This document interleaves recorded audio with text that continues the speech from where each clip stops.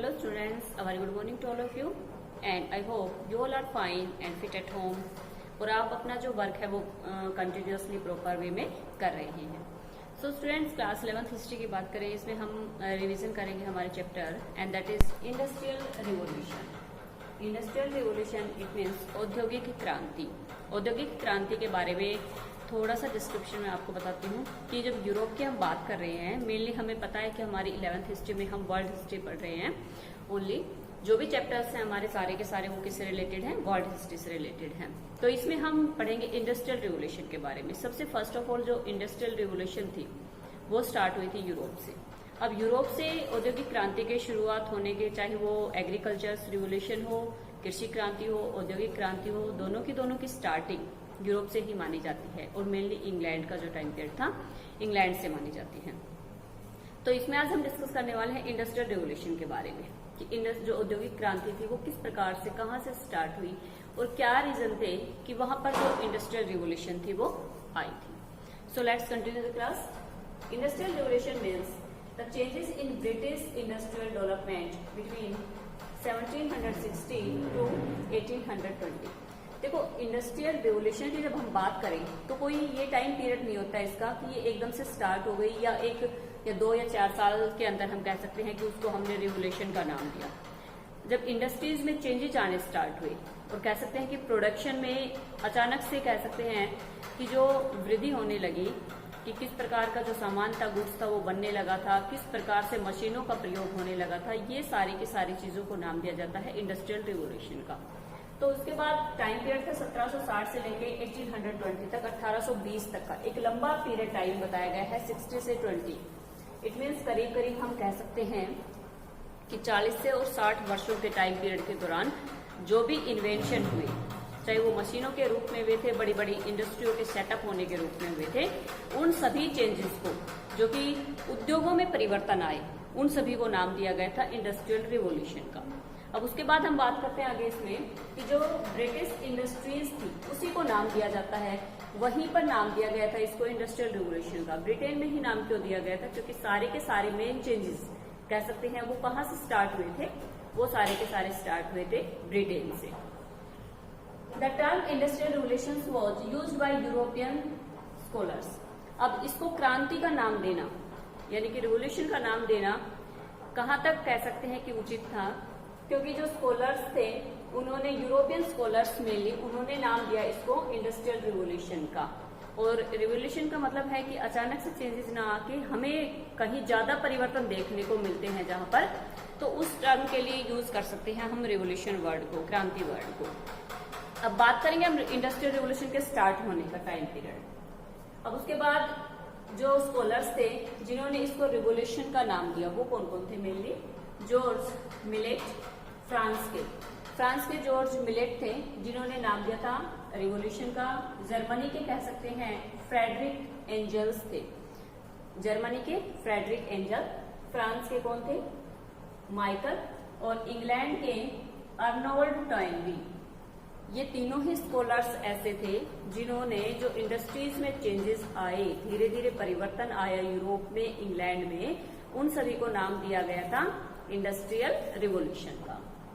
France में सबसे first मैंने आपको बताया मिलेट थे, जर्मनी में फ्रेडरिक एंजल्स थे और साथ में इंग्लैंड में अर्नोल्ड टाइनबी थे। अब बात करते हैं हम इसके फेजेस की कि जो इंडस्ट्रियल रिवोल्यूशन थी 2 फेज माने जाते हैं इसके। एक फेज ऐसा है जब इसकी स्टार्टिंग टाइम पीरियड था, दूसरा फेज वो है जब ये कह सकते हैं अपनी विकसित, बहुत ही डेवलप्ड स्टेज में पहुंच गई थी और उसके बाद धीरे धीरे कह सकते हैं जब इसको नाम दिया गया रिवोल्यूशन का। तो दोनों ही फेज के बारे में हम बात करेंगे। फर्स्ट फेज जो इसका माना जाता है वो माना जाता है 780 से लेके और 1850 तक का, यानी कि 1780 से लेके 1850, ये इसका फर्स्ट फेज माना जाता है। और जब हम बात करेंगे कि इसमें चेंजेस कौन कौन से आए तो उनके बारे में देखते हैं कि किन किन फील्ड्स में, किन किन क्षेत्रों में चेंजेस आए इसमें। तो सबसे पहले हम देखेंगे कोयले के क्षेत्र में, आयरन लोहे के, स्पिनिंग, वीविंग एंड रेलवेज। ये सारे ऐसे क्षेत्र थे जिनमें जो रिवोल्यूशन थी, जो इंडस्ट्रियल रिवोल्यूशन थी, उसके फर्स्ट फेज में जब चेंजेस आए चेंजेस आने का मतलब यह है कि वो बहुत ज्यादा विकसित होने लगे, डेवलप होने लगे थे। कौन कौन से फील्ड थे वो? कोयले का क्षेत्र था, साथ में आयरन, लोहे से रिलेटेड, स्पिनिंग यानी कि जो कताई बुनाई का काम होता है उससे रिलेटेड था, और साथ में था रेलवे का एक्सपेंशन यानी कि रेलवे का विस्तार भी इसी का टाइम पीरियड के दौरान हुआ था। अब ये तो था फर्स्ट फेज इसका 1780 से लेकर 1850 तक का टाइम पीरियड। दूसरा फेज देखेंगे इसका 1850 के बाद का जो फेज आया। अब उसमें जब इतने सारे चेंजेस आ गए तो 1850 के बाद कौन कौन से ऐसे फील्ड रह गए थे जिनमें चेंजेस की जरूरत थी। तो उसमें देखते हैं फर्स्ट न्यू एरियाज थे, ये सारे नए के क्षेत्र थे जिनमें हम like chemical, electrical, industries expand यानी कि केमिकल का था, इलेक्ट्रिकल का था और भी बहुत सारी ऐसी चीजें थी, इलेक्ट्रॉनिक्स से रिलेटेड था। उन सारी की सारी चीजों को हम कह सकते हैं कि बाद में जो ये ऐसे फील्ड थे जिनमें चेंजेस आए और जिसको नाम दिया गया था सेकेंड फेज। तो हमने दो फेजों की बात की। फर्स्ट फेज में तो कोयले का या कह सकते हैं कि इंजन वगैरह जो थे उनसे रिलेटेड या फिर रेलवे का एक्सपेंशन, ये सारी की सारी चीजें वहां पर विस्तार हुआ। अब दूसरी चीज हम देखते हैं इसमें कि जो दूसरा फेज था उसमें केमिकल्स वगैरह जो थे उनसे रिलेटेड, केमिकल से रिलेटेड, साथ में कह सकते हैं कि इलेक्ट्रिकल से और इंडस्ट्रीज में जो भी चेंजेस आते जा रहे थे वो सारे के सारे सेकेंड फेज के माने जाते हैं। अब हम बात करते हैं कि जो इंडस्ट्रियल रेवोल्यूशन थी उससे स्टार्टिंग कौन सी हुई थी।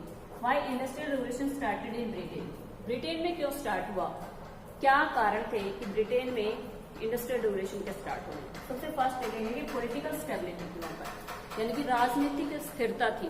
पूरा का पूरा कंट्री है, एक ही रूल वहां पर चल रहा था, एक ही एम्परर के कह सकते हैं कि अधीन सारा का सारा जो देश था काम कर रहा था। रूल रेगुलेशन थे पूरे कंट्री में सेम थे, इसलिए वहां पर क्या था कि पॉलिटिकल स्टेबिलिटी थी। बाकी कंट्रीज में, यूरोप की में हम बात करें तो वहां पर राजनीतिक स्थिरता नाम की कोई चीज नहीं थी। कभी वहां पर किसी के गवर्नमेंट बन रहे, कभी एम्परर वहां पर फर्स्ट कह सकते हैं कि स्टेज में आ रहा है। तो इस प्रकार जो ब्रिटेन था वहां पर पॉलिटिकल स्टेबिलिटी थी। Second, agricultural revolution. Agriculture revolution के बारे में बात करेंगे कि जो कृषि क्रांति थी वो सबसे पहले इंग्लैंड में आई थी, और एग्रीकल्चर रिवोल्यूशन के कारण क्या हुआ था कि अचानक से प्रोडक्शन बढ़ गया था फूड ग्रेन्स का, जो भी अनाज वगैरह उत्पादित होता था उसका अचानक से बहुत ज्यादा उनमें वृद्धि होने लगी। तो कह सकते हैं कहीं ना कहीं उन चीजों को यूटिलाइज करने की कोशिश की जा रही थी बाय द इंडस्ट्री। उसके बाद थर्ड था एक्सपेंशन ऑफ मार्केट। अब मार्केट को बढ़ाने का काम काज चल रहा था कि वहां पर तैयार माल को कहीं ना कहीं वो सेटल कर रहे थे, बेचने के लिए लेके जा रहे थे। और बहुत सारे एशिया में, अफ्रीका में या फिर कह सकते हैं साउथ और नॉर्थ अमेरिका में उन्होंने अपने जो कॉलोनी थे वो स्टैब्लिश कर लिए थे, यानी कि उनके ऊपर कैप्चर कर लिया था और अपना तैयार माल वो वहां पर बाकी देशों में ले जाकर वहां पर एक मार्केट की तलाश में गए थे। और वहां पर उन्हें जो मार्केट मिली वो सारे के सारे कह सकते हैं इंपीरियलिज्म के कारण, साम्राज्यवाद के कारण वहां पर उन्होंने उन देशों के ऊपर कैप्चर किया और वहां पर अपने तैयार माल को वो बेचने लग गए थे। Unified under monarchy. अब कह सकते हैं कि जो मोनार्की सिस्टम था वहां पर उसके अंडर में भी काम कर रहे थे, लेकिन एक यूनिटी थी देश में। पॉपुलेशन इंक्रीजिंग, अचानक से कह सकते हैं कि पॉपुलेशन में जो इंक्रीजमेंट हुआ उसके लिए कहीं ना कहीं इन चीजों को मान सकते हैं हम कि पॉपुलेशन इंक्रीजमेंट के कारण भी वहां पर ज्यादा प्रोडक्शन को बढ़ाने की जरूरत महसूस की जाने लगी। बैंक ऑफ इंग्लैंड, बैंकों की स्टेब्लिशमेंट होने लगी थी इंग्लैंड में। कह सकते हैं कि जो बैंकों को स्थापित किया जा रहा था उसके कारण भी बड़े बड़े इंडस्ट्रीज वगैरह थी वहां पर स्टेब्लिश होने लगी थी, क्योंकि वहां पे बैंकों के द्वारा ही उनको जो मनी वगैरह मिलता था उससे वो बड़ी बड़ी इंडस्ट्रीज को स्टेब्लिश करने लगे थे। तो ये मेन रीजंस हैं। उसके बाद देखते हैं लंदन को, कि लंदन जो था serve as the hub of the country's market. London एक हब के रूप में विकसित हो रहा था, डेवलप हो रहा था, पूरी की पूरी जो कंट्री की मार्केट के सेंटर में माना जा सकता है इसको। और उसके बाद 26,000 इन्वेंशन इन 18th सेंचुरी। कह सकते हैं कि मेनली जब हम इन्वेंशन की बात करें तो अलग अलग इन्वेंशन थे।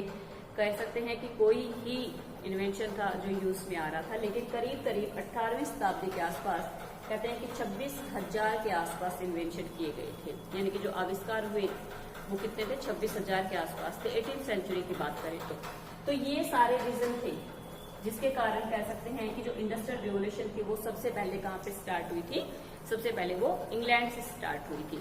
मेन रीजंस में अगर हम देखें दोबारा से, पॉलिटिकल स्टेबिलिटी थी, एग्रीकल्चर रिवोल्यूशन यहाँ पर सबसे पहले आई थी, सेकेंड एक्सपेंशन था मार्केट का, यानी कि इन्होंने अपनी मार्केट का विस्तार कर लिया था अलग अलग कंट्रीज में, अलग अलग कॉन्टिनेंट्स में। उसके बाद यूनिफाइड अंडर मोनार्की के अंडर में एक यूनिटी के साथ काम हो रहा था, जिसमें पॉपुलेशन बढ़ गई थी, उसके लिए कह सकते हैं कि कहीं ना कहीं से जो रिसोर्सेज थे उनका बढ़ाना बहुत जरूरी था। उसके बाद बैंकों की स्टेब्लिशमेंट हो गई थी, जिसके द्वारा क्या हुआ कि जो बड़े बड़े कह सकते हैं कि जो बड़े बड़े उद्योग वहां पर स्थापित किए गए, उनको पैसा वहां से मिल रहा था। लंदन एक मार्केट के रूप में पूरी कंट्रीज कह सकते हैं कि आसपास के जो कंट्रीज थे यूरोप के, उनमें एक सेंट्रल मार्केट के रूप में डेवलप हो रहा था। उसके बाद 26,000 जो मैंने बताया आपको कि इन्वेंशन हुए थे 18th सेंचुरी के आसपास। लेकिन जो मेन इन्वेंशन की बात करें तो वो ऐसे मेन इन्वेंशन कौन कौन से थे जिसके कारण सबसे ज्यादा कह सकते हैं कि जो इंडस्ट्रियल रिवोल्यूशन थी वो आई थी। सबसे पहले देखेंगे हम ऑयल एंड आयरन इंडस्ट्री। इन दोनों ही फील्ड में बहुत ज्यादा इन्वेंशन हुए, कोयले के क्षेत्र में और लोहे के क्षेत्र में, जिसके कारण कह सकते हैं कि इन उद्योगों को बहुत ज्यादा प्रोग्रेस मिली इन इन्वेंशन के द्वारा। उसके बाद spinning and weaving of cotton. अब कॉटन का जो काम था वो मेन इंपोर्ट और एक्सपोर्ट का एक कह सकते हैं कि एक पूरा बिजनेस के रूप में काम कर रहा था, क्योंकि जो इंग्लैंड था वो क्या कर रहा था कि भारत से और दूसरे जगह से रॉ मटेरियल खरीद रहा था और कॉटन से बने हुए जो कपड़े थे उनको फिर वहां ले जाके डबल पैसों में कह सकते हैं कि मार्केट में बेच रहा था।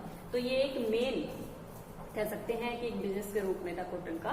तो स्पिनिंग और वीविंग, कटाई और बुनाई के क्षेत्र में ऐसे परिवर्तन हुए, ऐसे चेंजेस हुए, जिसके कारण ये काम बहुत इजी हो गया था। इसके कारण नेक्स्ट था स्टीम पावर का, कि जो भाप का आविष्कार हुआ था, भाप के इंजन वगैरह बनाने का, स्टीम का जो इन्वेंशन हुआ था, उसके कारण जो कारखानों में काम करना था या इंडस्ट्री में काम करना था बहुत इजी काम हो गया था उनके लिए। और नेक्स्ट है कैनल्स एंड रेलवेज। और मेन काम था इस सारे के सारे इंडस्ट्रीज में जो प्रोड्यूस हो रहा था गुड्स, उसको ट्रांसपोर्ट करने के लिए मेन चीज क्या थी, कैनल्स को विकसित किया जा रहा था और रेलवेज का एक्सपेंशन किया जा रहा था, यानी कि नहरों का विकास किया जा रहा था कि ज्यादा से ज्यादा नहरों के द्वारा, जलमार्ग के द्वारा या फिर रेलवे के द्वारा जो तैयार माल है उसको अलग अलग देशों में, अलग अलग मार्केट में लेके जाएं। और कह सकते हैं कि जो कैनल और रेलवेज का एक्सपेंशन था ये भी कहीं ना कहीं यहाँ पर जुड़ा हुआ है इन सारे इंडस्ट्रियल रेवोल्यूशन के साथ, क्योंकि यहाँ पर तैयार माल है, जब तक इन चीजों का विकास नहीं हो पाएगा तब तक जो तैयार माल है वो बाकी की मार्केट में नहीं पहुंच पाएगा। तो ये मेन इन्वेंशन थे कोयल एंड आयरन इंडस्ट्री में, स्पिनिंग वीविंग ऑफ कॉटन में, और स्टीम पावर का इन्वेंशन, और साथ में expansion of canals and railways. ये सारे रीजन हम मान सकते हैं इन क्षेत्रों में जब परिवर्तन आए, इनमें चेंजेस आए, तो उसको अचानक से ये चेंजेस इतने ज्यादा आ गए कि कह सकते हैं कि प्रोडक्शन कई गुना ज्यादा बढ़ गया था, और इसी चीज को नाम दे दिया गया था हमारे स्कॉलर्स के द्वारा इंडस्ट्रियल रिवोल्यूशन का। उसके बाद बात करते हैं हम एग्रीकल्चर रिवोल्यूशन। एक मेन कॉजेस था इंडस्ट्रियल रिवोल्यूशन के लाने में। एग्रीकल्चर रिवोल्यूशन क्या थी? सबसे पहले बात करेंगे कि जो एग्रीकल्चर कृषि क्रांति थी वो सबसे पहले स्टार्ट हुई थी इंग्लैंड से ही स्टार्ट हुई थी। उसके बाद इन 18th सेंचुरी 18वीं शताब्दी की बात करेंगे। A great progress and increase in production due to the scientific methods and the use of new machines. अचानक से जो प्रोडक्शन था फूड ग्रेन्स का, अनाजों का जो प्रोडक्शन था खेती के रूप में, कह सकते हैं कि एग्रीकल्चर में जो अचानक से इंक्रीजमेंट था वो किसके कारण हुआ था? साइंटिफिक मेथड अपनाने के कारण, वैज्ञानिक अलग अलग वैज्ञानिक तरीकों के कारण, और साथ में कह सकते हैं कि जो नई मशीनें आई उनके कारण। तो यही दोनों चीजें एक दूसरे के साथ जुड़ी हुई हैं, एग्रीकल्चर और साथ में कह सकते हैं कि जो इंडस्ट्रियल रिवोल्यूशन है वो। तो एग्रीकल्चर जब रिवोल्यूशन आई तो उसके लिए कह सकते हैं कि जो नए नए इन्वेंशन हुए थे उन्होंने खेती के नए नए तरीके ईजाद किए। साथ में इस प्रकार से हम कह सकते हैं इसमें कि जो इंडस्ट्रियल रिवोल्यूशन थी वो एग्रीकल्चर रिवोल्यूशन के साथ भी जुड़ी हुई है। एग्रीकल्चर किसके साथ कनेक्ट कह सकते हैं हम? इंडस्ट्रियल रिवोल्यूशन के साथ। तो इस प्रकार से एग्रीकल्चर जो रिवोल्यूशन है वो नाम दिया जाता है कि फूड ग्रेन्स का प्रोडक्शन का अचानक से बढ़ जाना इंडस्ट्री कह सकते हैं एग्रीकल्चर के उसमें, और इसी को नाम दिया गया था एग्रीकल्चर। तो इसमें स्टूडेंट्स हम आज रीड कर रहे थे इंडस्ट्रियल रिवोल्यूशन को कहाँ से स्टार्ट हुई थी। औद्योगिक क्रांति की स्टार्टिंग मानी जाती है इंग्लैंड से। स्कॉलर्स कौन कौन से थे ऐसे जिन्होंने नाम दिया इसको रिवोल्यूशन का? दैट इज फ्रांस के जॉर्ज मिलेट थे, जर्मनी के कह सकते हैं एंजल्स थे, और इंग्लैंड के थे टॉयनबी। इन सारों ने नाम दिया था यूरोप में किसको? इंडस्ट्रियल रिवोल्यूशन का। सबसे पहले फर्स्ट ऑफ ऑल 2 फेजों में इसको माना जाता है। पहली फेज में जब काम किया गया तो पहली फेज में वीविंग का काम हुआ, कोयल का के रूप में काम हुआ, और साथ में रेलवेज के रूप में। सेकेंड जो फेज आया इसका उसमें केमिकल्स वगैरह थे, जो इलेक्ट्रिकल्स चीजें थी उनके विकसित होने के साथ ही। सेकंड कह सकते हैं हम इसके बाद कि इंग्लैंड में स्टार्ट होने के कारण, मैंने आपको बताया था पॉलिटिकल स्टेबिलिटी थी वहां पर, बैंकों की स्थापना हो गई थी, साथ में कह सकते हैं कि जो लंदन था वो एक सेंट्रल मार्केट के रूप में आगे आ रहा था। उसके बाद मेन इन्वेंशन, इनके बारे में हम डिस्कस करेंगे नेक्स्ट वीडियो में कि कौन ऐसे मेन इन्वेंशन किस किस रूप में थे और किन ने ये इन्वेंशन किए थे। इंडस्ट्रीज आयरन और ऑयल के रूप में, स्पिनिंग वीविंग का कॉटन इंडस्ट्री ने बहुत ज्यादा डेवलपमेंट हुआ, साथ में स्टीम पावर थी जो हर एक इंडस्ट्रीज के लिए यूजफुल हुई, साथ में कैनल्स का विस्तार किया गया और रेलवेज का एक्सपेंशन किया गया। तो स्टूडेंट्स आई होप आप ये जो टॉपिक है अच्छे से इंडस्ट्रियल रेवोल्यूशन का वो समझ गए होंगे। Okay students, thanks to.